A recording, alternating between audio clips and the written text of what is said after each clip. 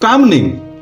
અને ત્યારે આ મંત્રી એમ કે છે કે મૂંઝાવાની જરૂર નથી, મારે ભૂખ્યું ને તરસ્યું માં અંબાજીના ચરણોમાં હવે બેહી જવું છે.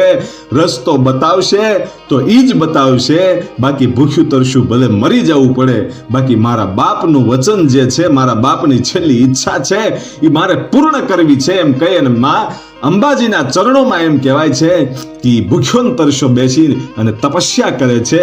અને ત્રીજા દિવસે આકાશવાણી થઈ અને માં ભગવતી પરાશક્તિ પરાંબા માં અંબાજી છે એમ કહે છે કે ઊભો થા બેટા, તારી તપસ્યા પૂર્ણ થઈ, તારી શ્રદ્ધા સાચી છે અને તારા બાપના વચન પાળવા માટે તું આજ મારો સહારો લેવા માટે આવ્યો છે. એટલે હું તને રસ્તો બતાવું છું કે તારે કેવી રીતે પગથિયા બનાવવા અને ક્યાંથી બનાવવા. એમાં ભગવતી અંબાજી છે એમ કહેવાય છે કે